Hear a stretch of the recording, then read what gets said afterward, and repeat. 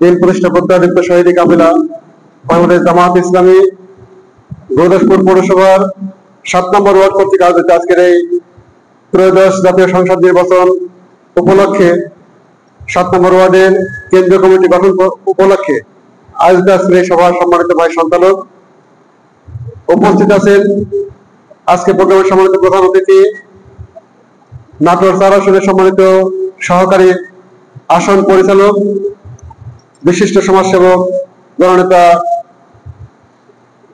আব্দুল খালেক মোল্লা। উপস্থিত আছেন পৌরসভার নির্বাচনী পরিচালক জননেতা আহসান হাবিব বাবু ভাই, সম্মানিত আমার সামনে উপস্থিত বিভিন্ন পর্যায়ের দায়িত্বশীল বৃন্দ, সভাপতি আন্তরিক সালাম, আসসালামু আলাইকুম ওয়া রাহমাতুল্লাহ। সম্মানিত উপস্থিতি, নির্বাচনের বিষয়টি আসলে আমাদের একটি কথা মনে পড়ে, জামাত ইসলামী নির্বাচনটা হচ্ছে 4টি দফার মধ্যে একটি দফা, অর্থাৎ জামাত ইসলামীর বিজ্ঞানসম্মত 3 দফা দাওয়াত এবং 4 দফা কর্মসূচি ঘোষণা করেছে। এই 4 দফা কর্মসূচির 4 নম্বর দফা হচ্ছে রাষ্ট্র সংস্কার। প্রথমত দাওয়াত তাবলীগ, সংগঠন প্রশিক্ষণ, ইসলামী মহাসারা, ইসলামী হুকুমত,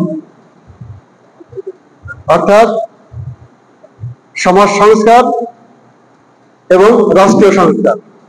এই রাষ্ট্র সংস্কারের কাজের অংশ হিসাবে আজকের আমাদের এই বৈঠক। আমরা জামাত ইসলামের যে বিজ্ঞানসম্মত 4 দফা কর্মসূচি ঘোষণা করেছে, এই কর্মসূচির চূড়ান্ত রূপ হচ্ছে আজকের এই বৈঠক। আমরা ইতিপূর্বে জামাত ইসলামের দাওয়াত এবং তাবলীগের কাজ করে যাচ্ছে সারা দেশে, এটা দৃশ্যমান। জামাত ইসলামী এমন কোন এলাকা নেই, এমন কোন পাড়া নেই, এমন কোন মহল্লা নেই যেখানে জামাত ইসলামী দাওয়াত পৌঁছে নাই, ঠিক কিনা? তো এই দৃষ্টিকোণ থেকে জামাত ইসলামী দাওয়াতি কাজ করে যাচ্ছে।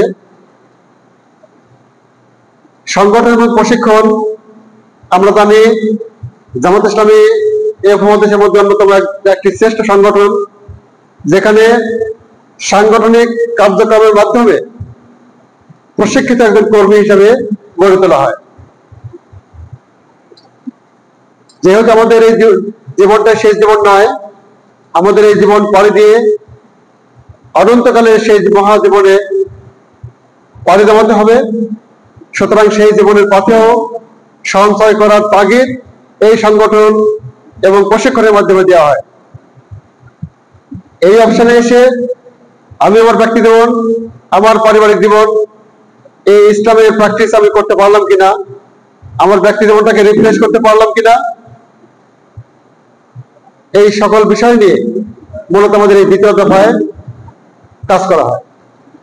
3 নম্বর দফা হচ্ছে ইসলামী মহাসারা, অর্থাৎ সমাজ সংস্কার। আমরা জানি আমাদের এই সমাজটা একেবারে ধ্বংসের অতল তলে নিমজ্জিত। সামাজিক ক্রাইম এত পর্যায়ে এত নিচে নেমে গেছে, মাঝে মাঝে মনে হয় যে আইয়ামে জাহিলাকে হার মানিয়েছে। এই ঘূর্ণিঝড় সমাজটাকে বাঁচাতে হলে যে ধরনের অ্যাক্টিভিটিস থাকা দরকার, জামাত ইসলামী সেই ধরনের বিজ্ঞানসম্মত একটি কর্মসূচি আমাদের সামনে প্রণয়ন করেছে। আমাদেরকে বেছে বেছে টার্গেট নিয়ে একেবারে হাতে কলমে শিক্ষা দেওয়ার মতো অবস্থা তৈরি করে আমাদের ইহকালীন কল্যাণ এবং পরকালীন মুক্তির পথ ত্বরান্বিত করার চেষ্টা করছে। সম্মানিত উপস্থিতি, আমাদের এই এতগুলো কাজ করার পরেই আমাদের শেষ দফার কাজটা এসে ইসলামী মহাসারা, অর্থাৎ রাষ্ট্র সংস্কার। আমরা জানি বর্তমান রাষ্ট্র যে কাঠামোয় চলছে, যে সিস্টেমে চলছে, যদি এই সিস্টেমে রাষ্ট্র চলে আর ওই রাষ্ট্রের অধীনে আমি যত ইমানদারি পাকে ইমানদারি হই না কেন, আমাকে প্রকৃত মুসলিম হিসেবে কবরে নিতে সহায়ক ভূমিকা অবশ্যই পালন করতে পারে না। কারণ যে রাষ্ট্রে বসে আমরা বিগত 15টি বছর দেখলাম যে আমার মৌলিক অধিকার, যে ভোটের অধিকার তারা হরণ করেছে, ভোট কেন্দ্রে দেওয়ার আগে ভোট হয়ে গেছে এই চিত্র, এই কথাগুলো আমাদের শুনতে হয়েছে। সামাজিক রাষ্ট্রীয় পর্যায়ে এমন কোনো কাঠামো নেই যে কাঠামোগুলোকে তারা ধ্বংস করে নাই। শুধু তাই নয়, আমরা দেখেছি বিগত সময়গুলোতে রাষ্ট্রের সম্পদগুলো পাচার করে বিদেশে পাড়ি জমানো হয়েছে। অথচ আমরা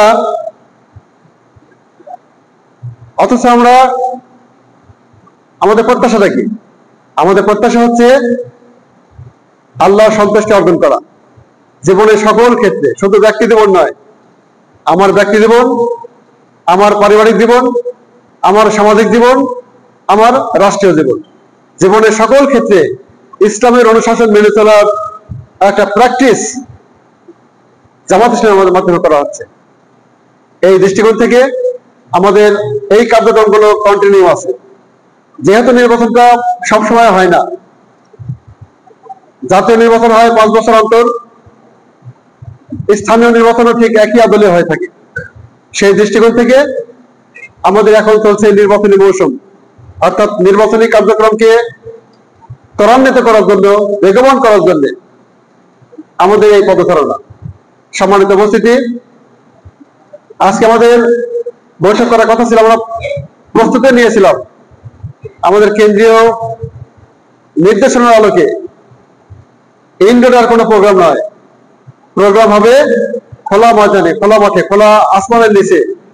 আমরা সেই আলোকে সিদ্ধান্ত নিয়েছিলাম, কিন্তু আল্লাহর ফয়সালা একটু ভিন্ন।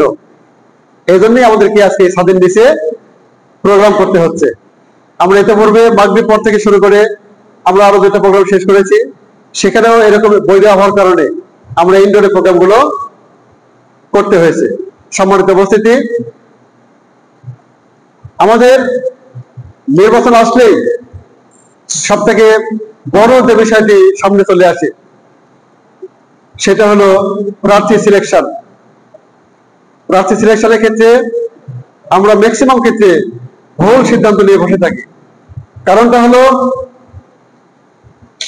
আমি যাকে প্রার্থী সিলেকশন করলাম, সেই প্রার্থীর যে অ্যাক্টিভিটিস, যে আমলনামা, সেই আমলনামা শুধু প্রার্থীর ক্ষেত্রে বর্তাবে না। প্রার্থীর যে আমলনামা তৈরি হবে আমার মতামতের মাধ্যমে, সেই আমলনামার একটা অংশ আমার আমলনামায় চলে আসবে আমি প্রার্থীকে সাপোর্ট করার কারণে। এটা আমরা বুঝি কিনা? এটা আমরা বুঝি। কারণ হলো, আমার মতামত নিয়ে একজন এমপি হচ্ছে, একজন চেয়ারম্যান হচ্ছে, একজন মেয়র হচ্ছে। তো আমি কোন শ্রেণীর নেতৃত্ব বেছে নিলাম এটা অবশ্যই আমাকে দেখতে হবে। কারণ আমার মতামত নিয়ে একজন এমপি যখন রাষ্ট্রীয় কোনো সম্পদকে তছরূপ করবে, সেই তছরূপের একটা ভাগী আমাকে অবশ্যই হতে হবে। কারণ আমার মতামত ছাড়া সে ওই আসনে বসতে পারে নাই। সম্মানিত উপস্থিতি, আমাদের এই বিষয়টা অবশ্যই গুরুত্ব সহকারে দেখতে হবে।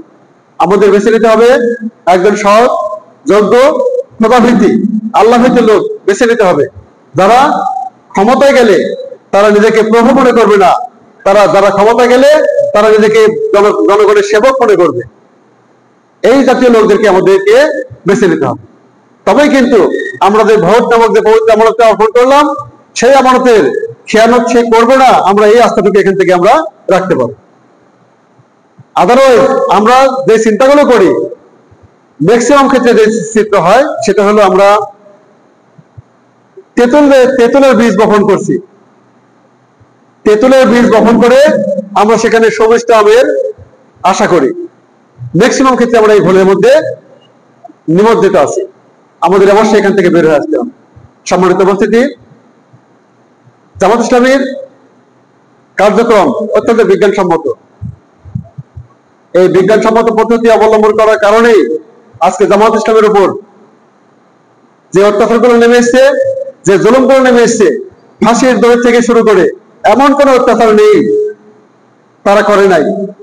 এত অত্যাচার, এত জুলুম, এত রিমান্ড, এত জেল, এত পঙ্গুত্ব বরণ, এত কিছু পরেও আজকে জামাত ইসলামী আল্লাহর অশেষ মেহেরবানিতে বাংলার জমিনে হিমালয়ের মতো দাঁড়িয়ে আছে।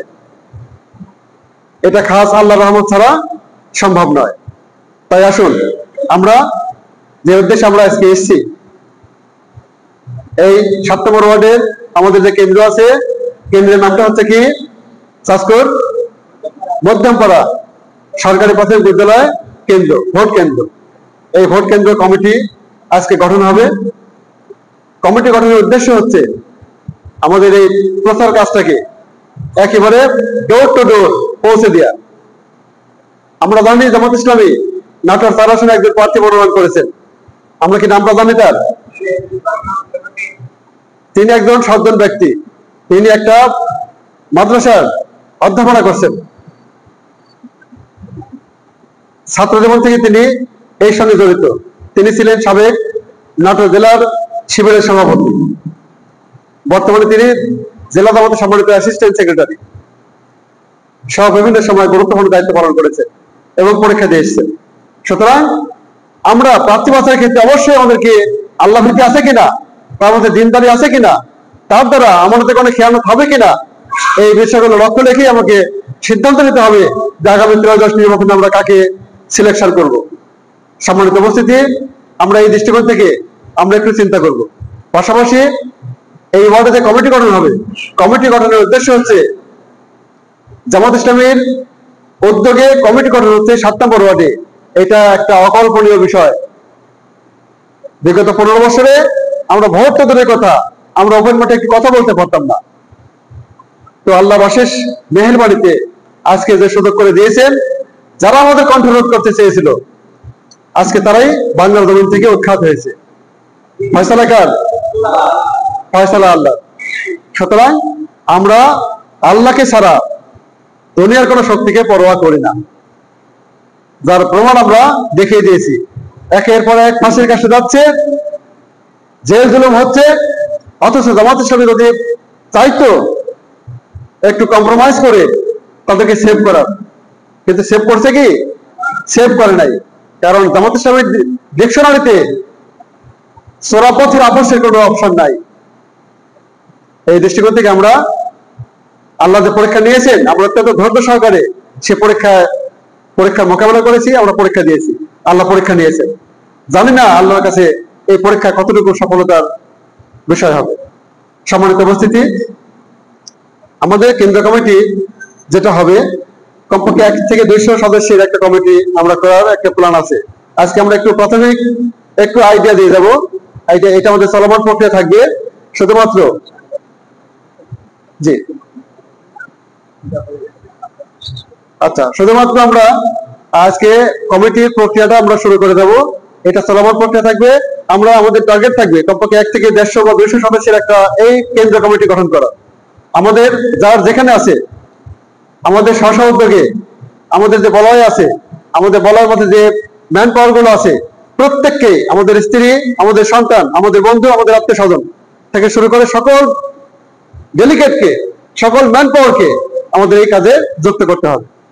সম্মানিত উপস্থিতি, আমরা 7 নম্বর ওয়ার্ডের যে কেন্দ্র কমিটি ঘোষণা করা হবে, আমরা জানি আমাদের একটা রূপরেখা আছে। সেটা হলো